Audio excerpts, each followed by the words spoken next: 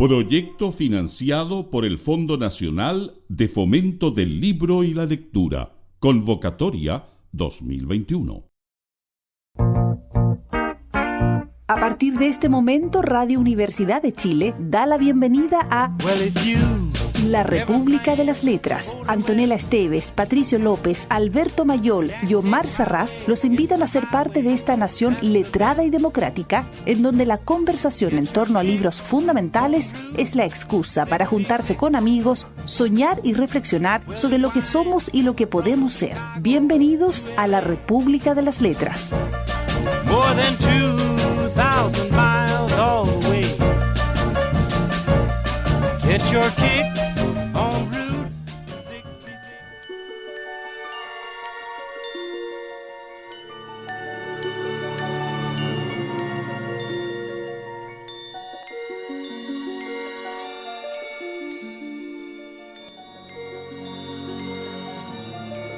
Viti golpeó la pipa en la palma de su mano rosada y estudió las cenizas como si fuesen un símbolo que había que estudiar y descifrar. Debes comprender que nuestra civilización, tan vasta, no permite minorías. Pregunta tú mismo, ¿qué queremos en este país por encima de todo? Ser felices, ¿no es verdad? ¿No lo has oído centenares de veces? Quiero ser feliz. Lo dicen todos. Bueno, no lo son. No los entretenemos. No les proporcionamos diversiones. Para eso vivimos. Para el placer, para la excitación. ¿No es así? Y debes admitir que nuestra cultura ofrece ambas cosas. Placer, excitación, en abundancia. Sí. Montag podía leer en el movimiento de los labios lo que decía Mildred desde un umbral, pero no quería mirarle la boca. A la gente de color no le gusta el negrito Sambo. Quémalo. Los blancos se sienten incómodos con la cabaña del tío Tom. Quémalo. Alguien escribió una obra acerca del tabaco y el cáncer pulmonar. Los fumadores están afligidos. Quémala. Serenidad, Montag. Paz, Montag. Fuera los conflictos. Mejor aún, al incinerador. Los funerales son tristes y paganos. Elimina los funerales a los 5 minutos de morir. El hombre ya está en camino de la gran caldera. Incineradores abastecidos por helicóptero y distribuidos por todo el país. En 10 minutos, el hombre es una motita de polvo oscuro. Fahrenheit 451, Ray Bradbury, esta noche en La República de las Letras. Antonella Esteves, buenas Muy noches. buenas noches, Alberto Mayol, difónico. Disfónico. Le da una cosa Sí, misteriosa también. a tu voz. Omar Sarraz. Buenas noches, queridos amigos. Alberto Mayor, sinfónico. Sinfónico. Bueno, estamos con un libro que yo estoy casi seguro que alguna vez hicimos, ¿no? No, o sea, hicimos el 6 de agosto del 2011. Eso estaba buscando mientras te escuchaba. Ah, sí, yo estaba seguro porque me acordaba de fragmentos de la conversación, pero de nada más. Yo tengo Bueno, marcados en rojo las cosas que desde aquel entonces, y ahora marqué con otros colores, lo que leí ahora. bueno, este es uno de los libros clásicos de Bradbury. Estamos hablando de eh, el libro emblemático sobre la quema de libros, sobre una especie de crítica social al macartismo, una crítica social al rol de los medios de comunicación de masa, una crítica social al tipo de sociedad y el tipo de sociedad, el tipo de persona del hombre masa, en el fondo, y todo basado en este personaje Montag, que es un bombero que está encargado de quemar libros, porque los bomberos están dedicados solo a quemar, eh, y que un día conoce lo que vendría a ser la peste. Una chica que vive al lado de su casa y le habla de libros.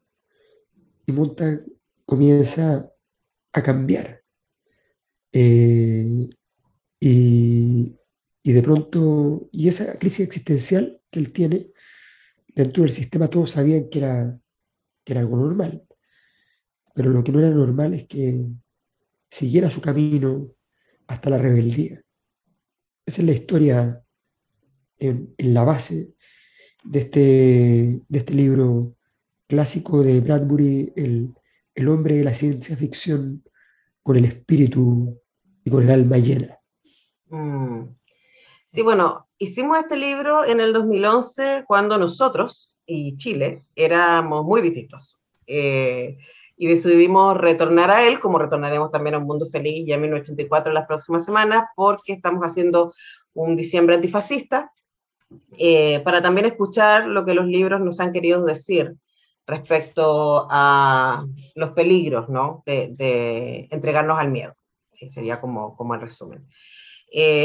Y es muy loco lo que pasa con Fahrenheit, porque como todo buen libro, uno puede volver a él muchas veces, y yo creo que esta es como la cuarta o quinta vez que lo leo, y me pasaron otras cosas porque estoy en otro contexto, y me está tocando otros botones, y yo creo que una de las cosas quizás más importantes para instalar inicialmente, bueno, en términos estéticos, es como se me había olvidado lo bello que es Fahrenheit.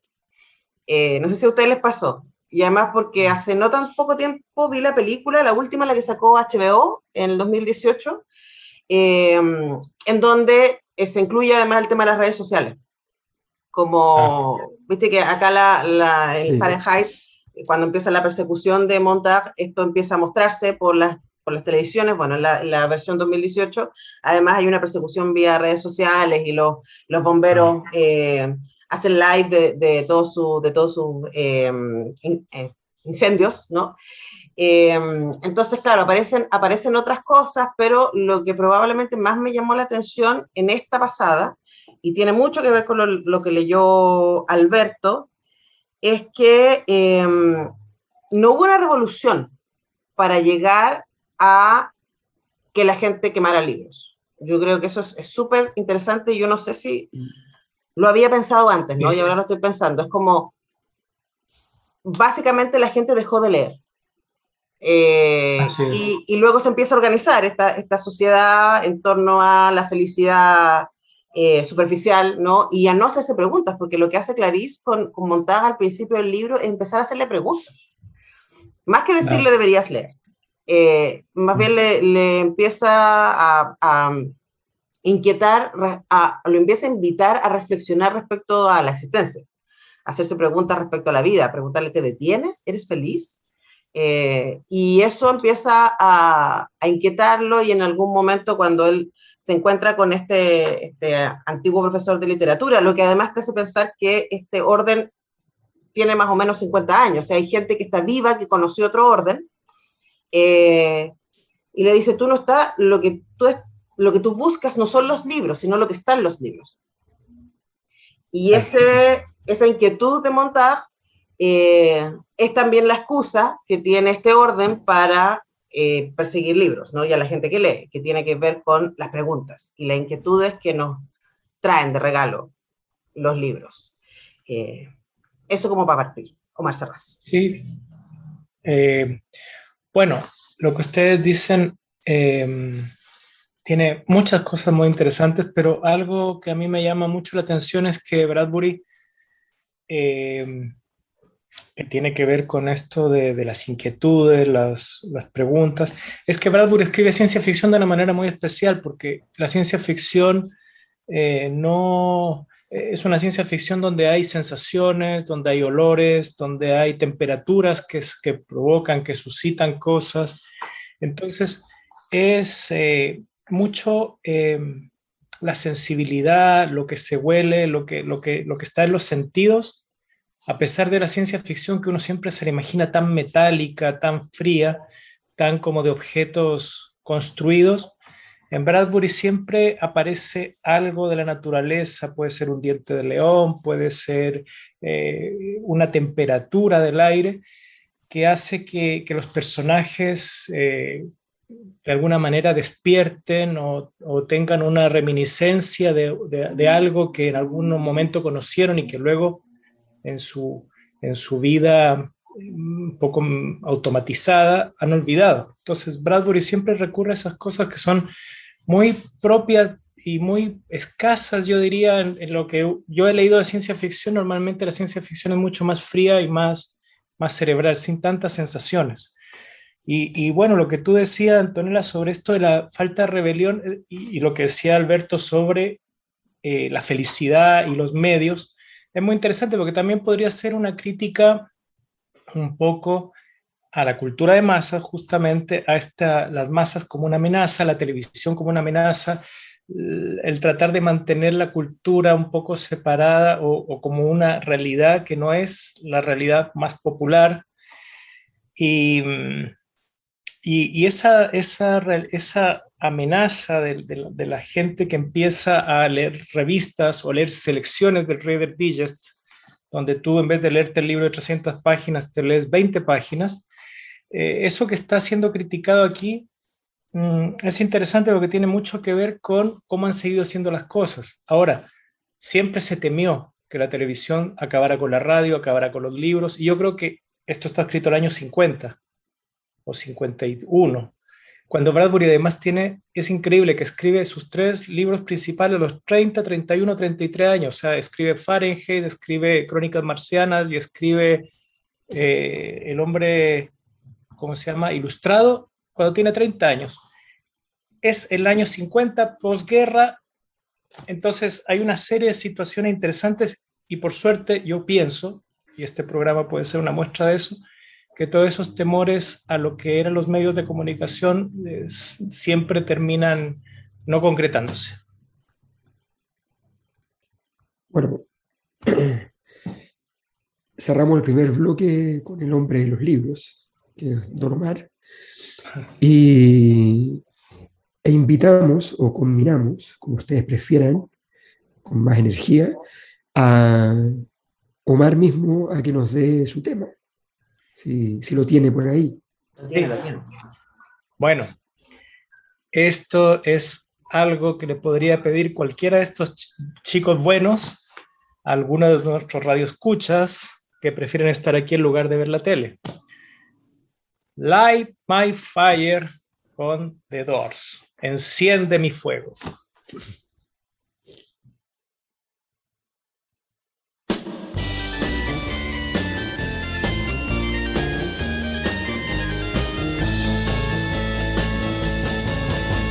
You know that it would be untrue. You know that I would be a liar if I was to say to you, girl, we couldn't get much higher. Come on, baby, light my fire. Come on, baby, light my fire. Try to set the night on fire. The time to hesitate is through. No time to wallow in the mire. Try now, we can only lose, and our love become a funeral pyre. Come on, baby, light my fire. Come on, baby, light my fire. Try to set the night on fire.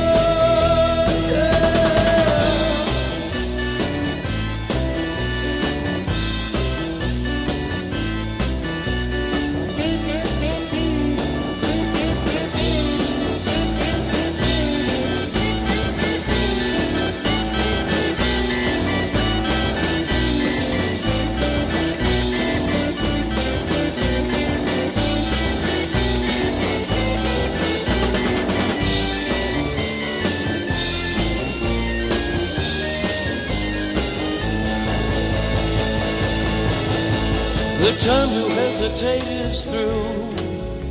No time to wallow in the mire. Try now, we can only lose, and our love become a funeral pyre. Come on, baby, light my fire. Come on, baby, light my fire. Try to set the night on fire.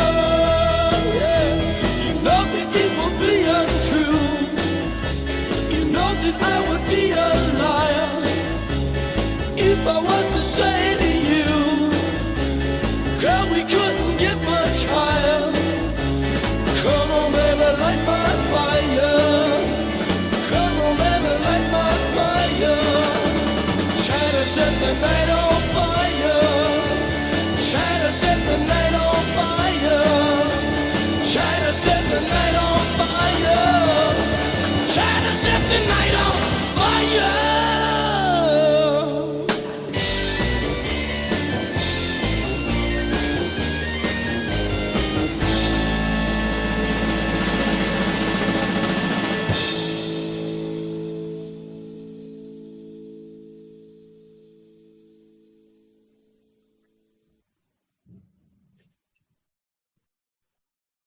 Imagínalo, el hombre del siglo XIX con sus caballos, sus perros, sus coches, sus lentos desplazamientos, luego en el siglo XX, acelera la cámara, los libros más breves, condensaciones, resúmenes, todo se reduce a la anécdota al final brusco. Brusco final, dijo Mildred asintiendo. Los clásicos reducidos a una emoción radiofónica de 15 minutos, después vueltos a reducir para llenar una lectura de 2 minutos, por fin convertidos en 10 o 12 líneas en un diccionario. Claro está, exagero, los diccionarios únicamente servían para buscar referencias, pero eran muchos los que solo sabían de Hamlet. Estoy seguro de que conocerás el título, Montag. Es probable que para usted solo constituya una especie de rumor, Madame Montag. Solo sabía, como digo, de Hamlet, lo que había en una condensación, de una página en un libro que afirmaban: ahora podrán leer por fin todos los clásicos, manténgase al mismo nivel que sus vecinos. ¿Te das cuenta? Salir de la guardería infantil para ir a la universidad y regresar a la guardería.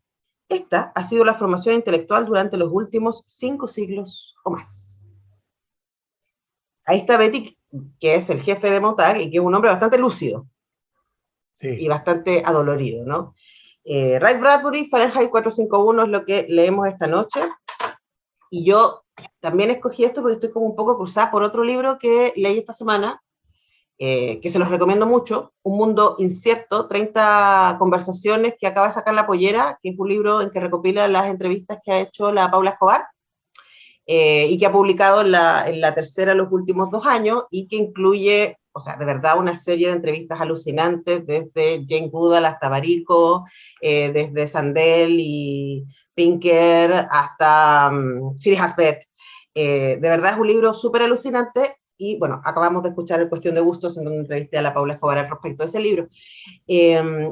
Y hay varias cosas que están a lo largo del libro que como lo estoy cruzando con la lectura de Bradbury, porque leí los libros en paralelo, y hay algunos de los pensadores, de hecho creo que, bueno, ya no me acuerdo cuál de todos, que hablan de que creo que es Pinker, que esta es la mejor época de la humanidad, y que normalmente nosotros tendemos a pensar que es una época muy mala porque los medios de comunicación enfatizan las cosas malas, pero si uno va, o sea, la violencia, la división, etc. Pero si uno va como a los datos duros, tipo así como línea de pobreza, alfabetización, violencia, etc., estamos en un súper buen momento. Pero también otro de los entrevistados decía, pero la democracia no es un espacio ganado, es un espacio que siempre se tiene que estar ganando, ¿no?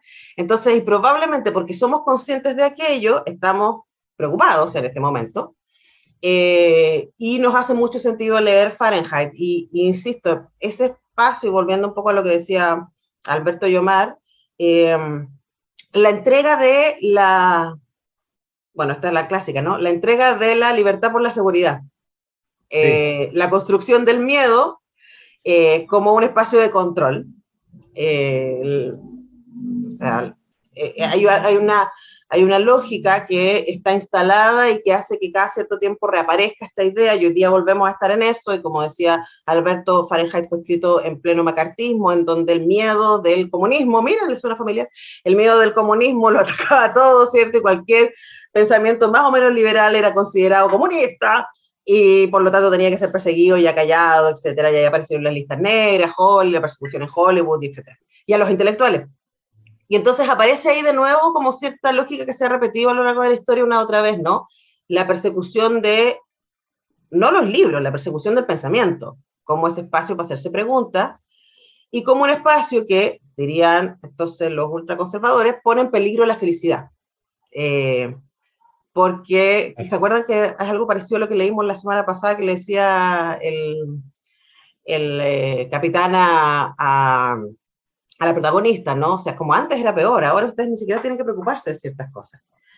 Y creo que es interesante qué es lo que está detrás de eso, ¿no? ¿Qué es lo que está detrás de esa capacidad que ha tenido la raza humana de entregar la libertad por la seguridad, y de entregar el libre pensamiento por una calma superficial?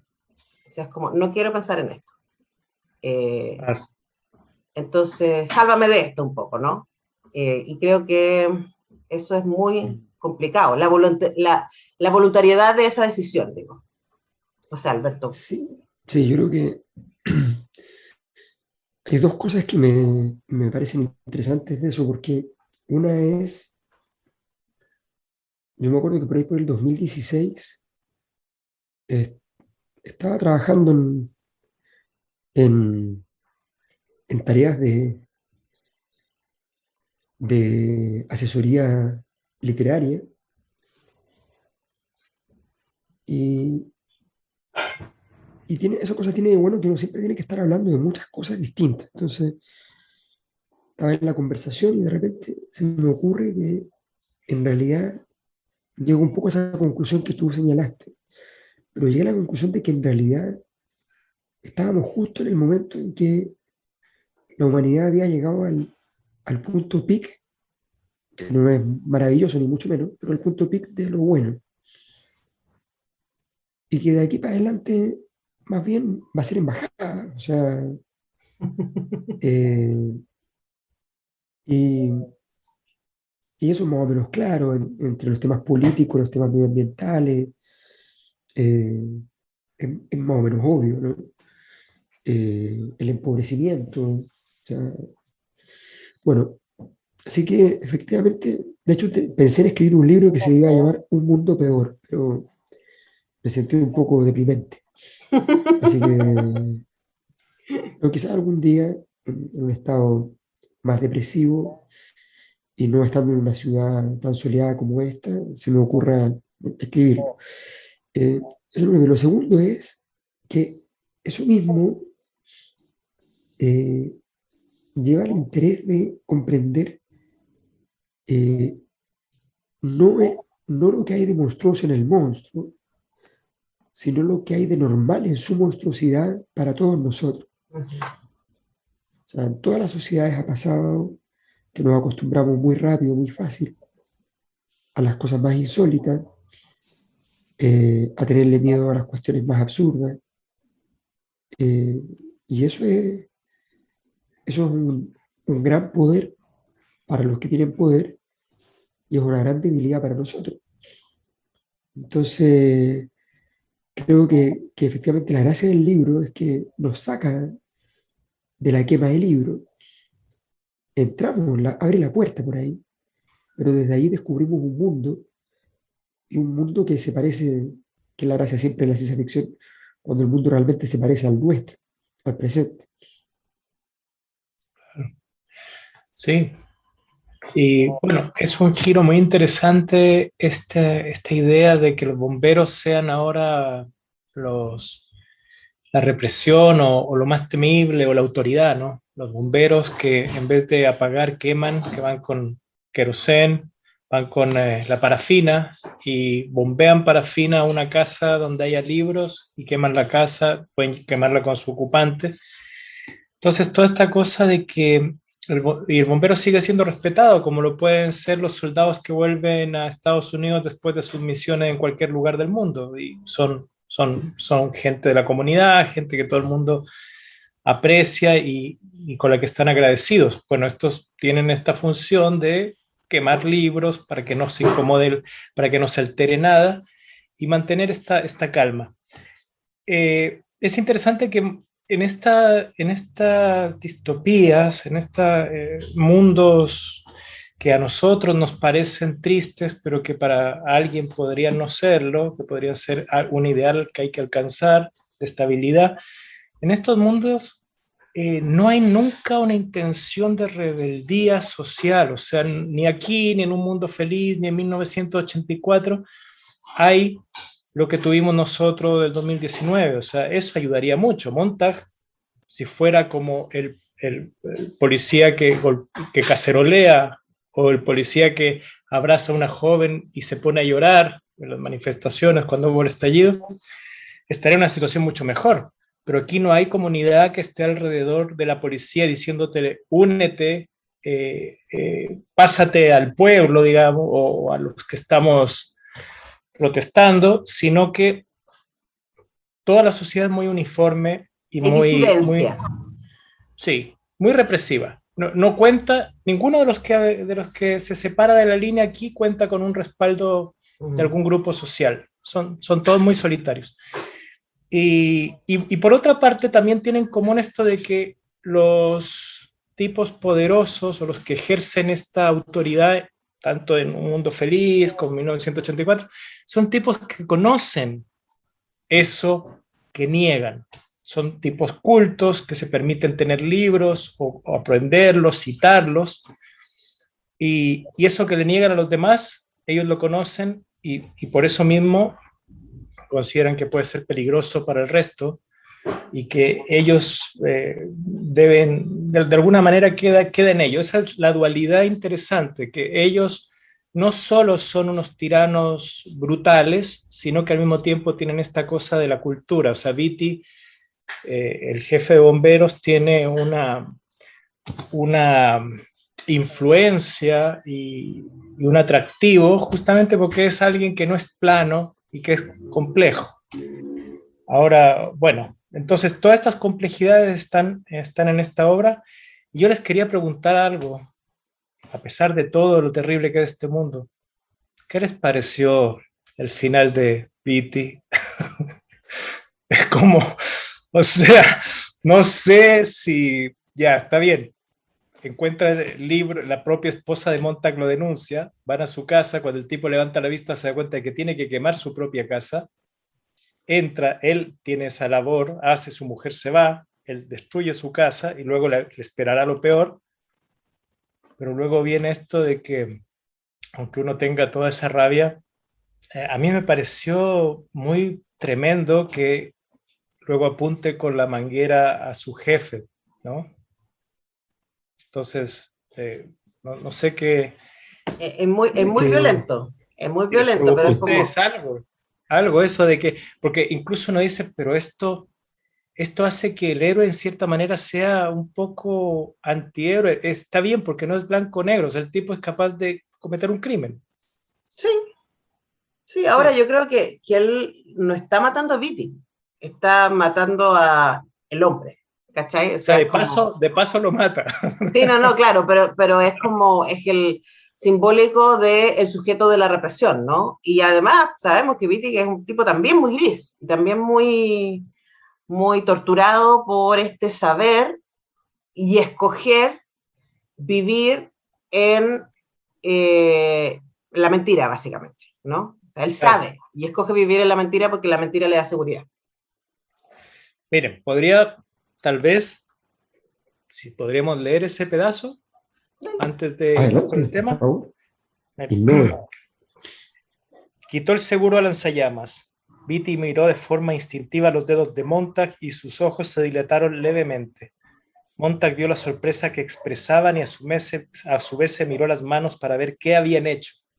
Más tarde, al recapacitar sobre ese momento, Montag nunca supo si fueron las manos o la reacción de Beatty ante ellas lo que lo impulsó definitivamente al crimen.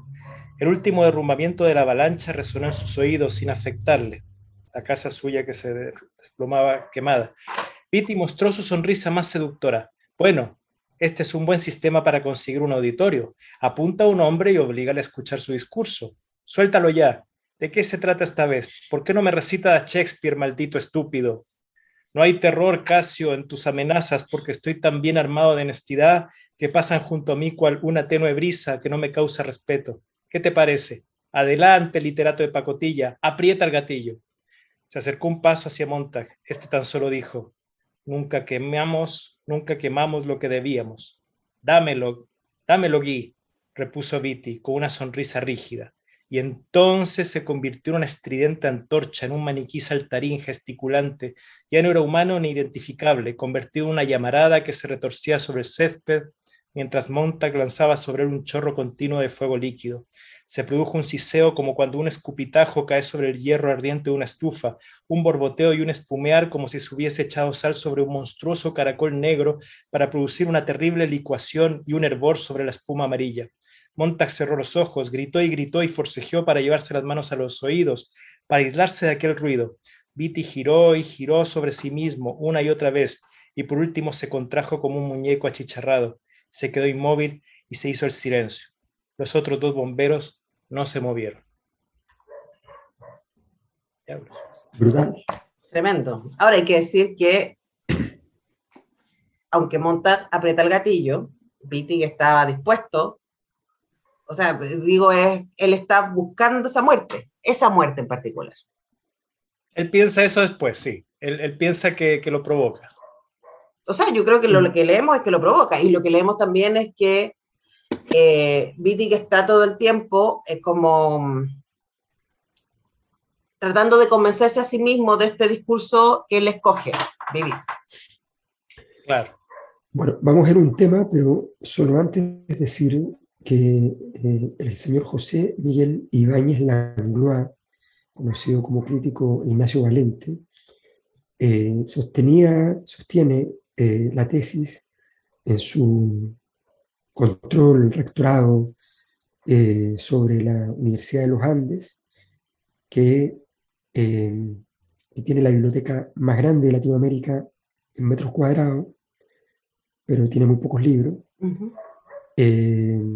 Bueno, él sostiene que los libros son peligrosos y solo pueden leerlos aquellos que están en condiciones. Yo quiero ofrecerles mi tema. Es Igor Stravinsky, es una suite cortita del Pájaro de Fuego, y nos acompaña entonces en esta noche para ponerle un poco de impresionismo a este realismo. Bien.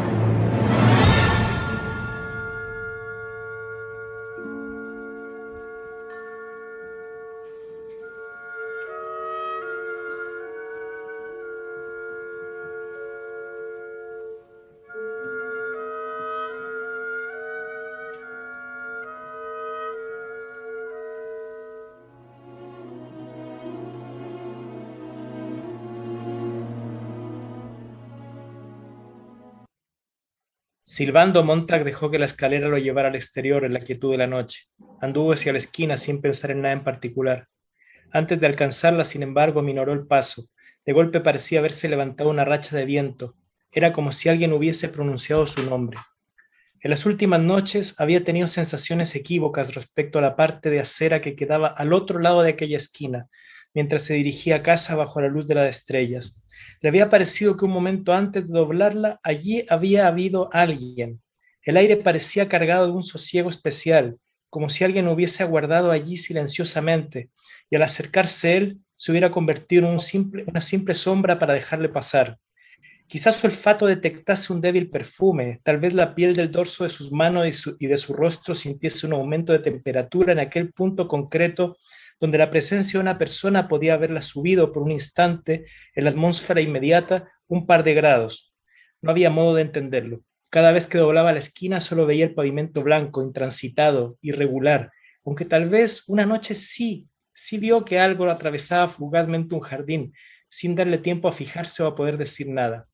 Pero esa noche Montag aminoró el paso casi hasta detenerse. Su subconsciente de alguna manera se le había adelantado doblando la esquina y había oído un leve susurro. ¿De respiración? ¿O era la atmósfera comprimida únicamente por alguien que permanecía allí muy quieto, esperando? Montag dobló la esquina. Las hojas otoñales se desplazaban sobre el pavimento iluminado por la luz de la luna y la muchacha que allí se encontraba parecía caminar sin apenas tocar el suelo, dejando simplemente que el impulso del viento y de las hojas la empujara hacia adelante. Con la cabeza ligeramente inclinada observaba cómo sus zapatos removían las hojas arremolinadas. Su rostro era delgado y tan blanco como la leche y reflejaba una ligera ansiedad que hacía que lo escrutara todo con insaciable curiosidad. Era una mirada casi de tenue sorpresa. Los ojos oscuros estaban tan fijos en el mundo que ningún movimiento se le escapaba. El vestido de la joven era blanco y la tela susurraba. Montag creyó oír el movimiento de las manos de ella al andar y luego el sonido casi imperceptible, el blanco rumor de su rostro volviéndose cuando descubrió que estaba a pocos pasos de un hombre inmóvil en mitad de la acera, esperando. Los árboles murmuraban sobre ello al soltar su lluvia de hojas secas. La muchacha se detuvo y pareció que iba a retroceder, sorprendida. Sin embargo, se quedó mirando a Montag con ojos tan oscuros, brillantes y vivos, que por un instante él pensó que le había dicho algo realmente maravilloso. Pero sabía que sus labios tan solo se habían movido para decir hola, y cuando ella fijó su mirada, como hipnotizada, en la salamandra de la manga de él y en el disco con el fénix de su pecho, Montag habló de nuevo. Claro, dijo, tú eres la nueva vecina, ¿verdad? Y usted debe de ser, ella apartó la mirada de las insignias, el bombero, añadió con voz apagada. Fahrenheit 451, Ray Bradbury. Así parte. Claro. Como lo leyó Así Mar. parte. Ese es el principio del libro. Exactamente. Yo recojo dos guantes que quedaron acá. Yo creo que la buena ciencia ficción siempre está muy bien escrita. Me pasa a mí. Creo que hay este prejuicio que la ciencia ficción es mucha máquina y es mucha acción, pero creo que lo que nosotros hemos leído acá, estaba pensando Margaret Atwood la semana pasada, unas semanas anteriores leímos a Ursula K. Le Guin, o sea, hay mucha belleza en la escritura, como hay en este libro de Ray Bradbury, y también leímos Las Doradas Manzanas del Sol en su momento también. Sí. Y entonces como una defensa por la ciencia ficción bellamente escrita, y ahí me lanzo también con algo que dijo Alberto al final, con que se piensa que los libros son peligrosos, y yo creo que lo son. Creo que hay una razón por la que casi todas las las dictaduras o los regímenes totalitarios han querido quemar libros y han perseguido a los intelectuales. O sea, hay una cosa que efectivamente hay para perseguir, y yo creo que porque finalmente cualquier pensamiento totalitario es un pensamiento que le teme a las preguntas. Claro. Y le teme a la verdad. O sea, yo no sé si a ustedes les pasa, yo estoy tan impactada con la campaña en modo mentira, así como una mentira tras otra, de parte de, por supuesto, Kast y sus amigos, pero también estoy impactada y sus aliados y muchos medios de comunicación. Creo que lo que pasó con Bio Bio y esta noticia que dio sobre esta fiesta supuesta, que luego, por supuesto, no pudo comprobar y de la que tampoco se ha retractado haber publicado esa noticia, de la convención en el Bio Bio, y después esto que pasó con el Libero esta semana. O sea, me parece que es súper impresionante vivir en una sociedad en donde se puede mentir impunemente, a pesar de que tenemos tanta información dando vuelta. Esa cuestión me tiene un poco impactada. Y por otro lado también creo, y volviendo al libro de la Paula Escobar y de sus entrevistas, ahí aparece de parte de estos intelectuales una y otra vez una idea que me parece muy interesante, que tiene que ver con esta distancia de la que habla Bradbury de muchísima gente respecto al trabajo intelectual. Y hay pensadores hoy día que dicen que parte de la explicación del advenimiento de los movimientos ultraconservadores tiene que ver con que existe una división en nuestra sociedad que hace que mucha gente no se sienta representada en la intelectualidad y que más bien se sienta juzgada por la intelectualidad. Entonces creo, no me acuerdo cuál era el autor de como una crítica al mérito, creo que se llama Sadel, que se llama. Y él habla entonces de esta cultura que resiste, ¿cierto?, la lógica del mérito, porque la lógica del mérito dice que cualquiera puede llegar, y que si tú no has llegado a ser exitoso es porque es tu culpa, porque eres flojo, porque no lo lograste, ¿no? Entonces, cuando hay también nosotros, ¿cachai? Decimos, no, pero es que yo todo lo que tengo, porque yo no vengo de familia influyente y no vengo de familia rica, yo todo lo que tengo es porque efectivamente yo me lo gané con mi esfuerzo. Pero claro, yo tuve papás que me instaban a leer, yo tuve papás que me enseñaron que era importante la educación, yo tuve papás que me invitaron a hacerme preguntas. Lo que permitió que yo pudiera entrar al Liceo 1, ¿cierto? Luego a la Universidad de Chile y hacerme un camino, pero es como, ese contexto sí es muy importante. Y a veces lo dejamos de ver, ¿no? Entonces estoy tratando de pensar por qué está pasando lo que está pasando y cuánto sucedió entre lo que está pasando y este mundo que describe Bradbury, en donde la gente simplemente dejó de leer y dejó de ir a las universidades, ¿no? Y creo que ahí hay una idea, la de Sadel me ha estado dando vueltas mucho, ¿no? De cuánto somos responsables por crear esta distancia y por hacer de la intelectualidad un bastión elitesco, finalmente.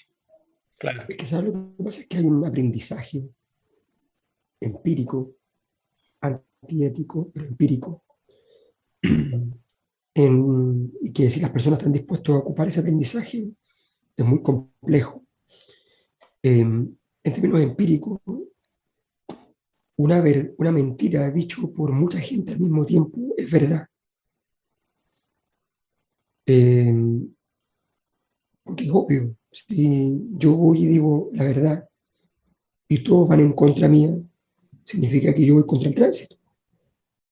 Y por tanto, técnicamente, lo mío es mentira y lo de ellos es verdad. Uno se sorprende del efecto. Bueno, Copérnico, ¿no? ¿Ah? Copérnico decía la verdad, pero tuvo que pagar el costo de decir la verdad en un contexto que no quería escuchar la verdad. Por supuesto, y la verdad es que es muy sorprendente que no estemos disponibles, además, para cuando empezamos a ver que eso que no es verdad, no lo es, estemos menos dispuestos porque como ya fuimos cómplices de la mentira, queremos quedarnos allí. A mí, de distintas maneras, me ha traído muchos problemas. Por ejemplo, un video falso que sacaron sobre mí incitando a matar a Kast. Yo me lo tomé con humor porque encontré que era tan ridículo que dije, ¿qué clase de persona puede pensar que estoy diciendo eso, salvo un par de loquitos, que no me importa lo que anden diciendo? Me equivoco. He tenido muchos problemas laborales, de todo tipo, por el video. Y no sacas nada con decir, oye, vea el video. Claro. Claro. Sí. Ese efecto por eso, de alguna manera, este grupo de resistencia de Fahrenheit es un grupo de resistencia debilitado, no tiene ninguna posibilidad de triunfar. No. Son personas que están quemando también los libros, después de leérselos y aprendérselos de memoria. Pero son los únicos, o sea, son los únicos que quedan en pie, pensaríamos, ¿no? Claro. Sí. Ahora, yo entiendo, claro, todo eso es cierto, ¿no? Pero ¿por qué este resentimiento contra la cultura o que uno puede ver en Fahrenheit o en la vida diaria también? Porque no, claro, bueno, la iglesia siempre se preocupó de tener a sus intelectuales cerca de lo que llamaba el rebaño, ¿no? Siempre era una cosa, lo que Gramsci dice, el intelectual orgánico. Lo que pasa es que cuando la gente siente que su voz no es escuchada y que no es parte y que le gustaría tanto ser parte, pero que no tiene cómo y no tiene posibilidades y que puede incluso sufrir, incluso por la manera en que habla, puede ser descalificada si intenta siquiera acercarse, si quiere buscar un trabajo, si quiere ser parte de algo, si la sociedad lo rechaza de esa manera, solo puede haber resentimiento. Entonces, yo creo que si nosotros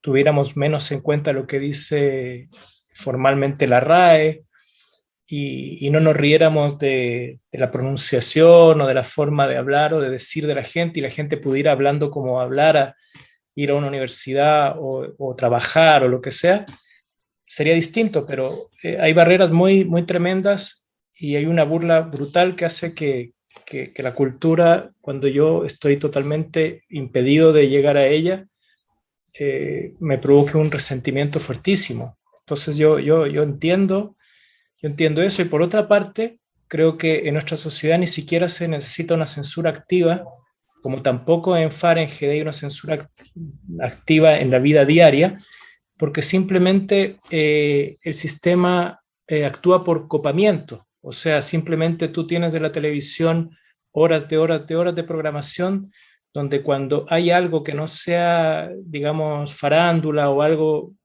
aparentemente inocente para el sistema, el tiempo es ilimitado. Pero apenas alguien empieza a hablar de algo que puede tener un peso o unas consecuencias mayores, te dicen, ustedes saben cómo es la televisión, aquí el tiempo es un tirano. Pero yo me acuerdo siempre del viernes, 4 o 5 horas seguidas, qué sé yo, un programa de farándula sin ningún problema de que el tiempo es un tirano en la televisión. Entonces, ahora, igual, copamiento. Sí, toda la razón, pero mira lo que pasó, que incluso en ese copamiento y en esa cultura hubo 18 de octubre. O sea, y a partir de ese 18 de octubre, la tele chilena tuvo que cambiar. O sea, hoy día los matinales son más informativos, por supuesto tenemos 1500 críticas al respecto, pero te das cuenta que por la movilización y por la crítica que se hizo desde la calle a lo que estaba pasando en la televisión tuvo que moverse. Todavía está ahí bien acomodada, ¿no? Pero hay esperanza, quiero pensar que hay esperanza. Siento que terminamos tan triste el programa pasado, pero hay esperanza. Hay esperanza. Quiero convertirnos en esto. Sí, el 19 de diciembre hay que concretar el 19 de diciembre yendo a votar. Pongamos a Alberto Plaza. No vamos a poner a Alberto Plaza. Que viste que era el músico favorito del otro. Alberto Plata. No, vamos a cerrar con un músico que a mí en algún momento me gustó mucho y ahora ya no me gusta tanto, pero que tiene una canción que se llama Fahrenheit 451 y que la letra está súper buena. Así que vamos a cerrar con Ismael Serrano y con esto que se llama Fahrenheit 451. Vayan a Clepsidra, clepsidra.cl, Clepsidra, el mejor lugar del mundo. 94. Donde los libros son celebrados y no quemados. Lo esperamos, y ese libro que recomendó Antonella está, y la persona que vende en la librería me habló de ese libro porque le impresionó. Nicolás Moreira dijo qué buen libro. Está buenísimo el libro, Un mundo incierto, de la Paula Escobar, se los recomendamos mucho. Exacto. Con ese dato nos vamos, que estén muy bien. Chao. Abrazo.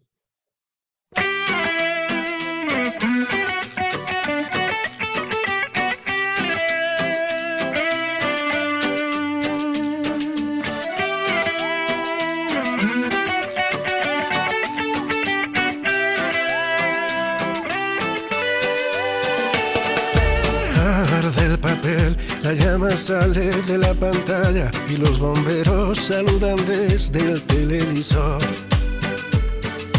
En la pared bailan las sombras, vuelan pavesas, un nuevo drama para animar la programación. Vuelta a empezar, un nuevo bulo congela el mundo, golpe de estado y risa enlatada en el matinal. Hoy la verdad es accesoria, una buena historia no necesita ninguna dosis de realidad. Fahrenheit 451, señales de humo en tu boca herida. Hoy la red es tierra quemada y avanza la nada en mundo fantasía. Y bajo la tormenta, tu voz tapando el ruido, salvando los poemas, los versos de algún libro, los versos de algún libro.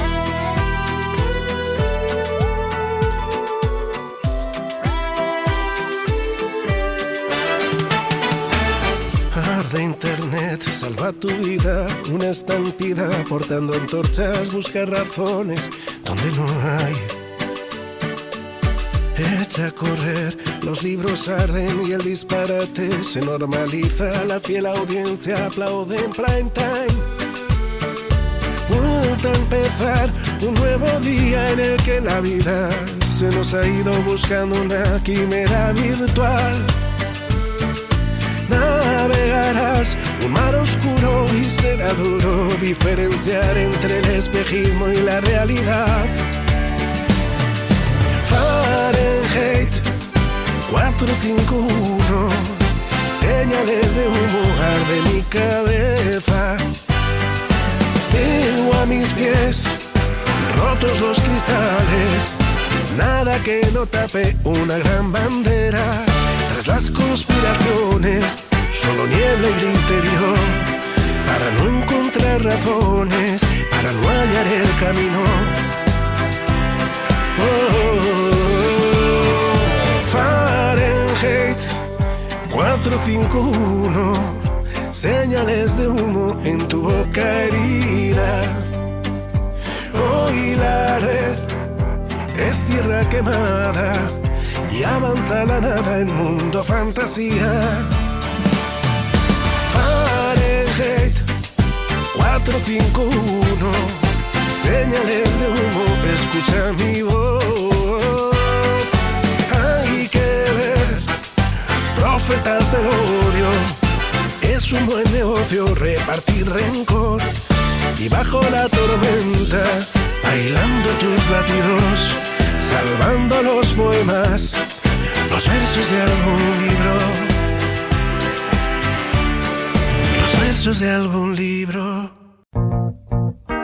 Antonella Esteves, Patricio López, Alberto Mayol y Omar Sarraz y su República de las Letras regresan la próxima semana con un nuevo libro y nuevas conversaciones. Los esperamos.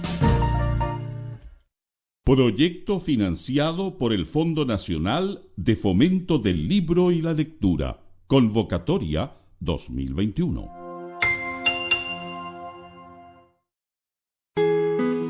Librería Clepsidra. En Ñuñoa, En Macul con Irarrázaval está la librería Clepsidra. Libros de ciencias sociales, literatura, filosofía, poesía, lecturas escolares de arte y teatro.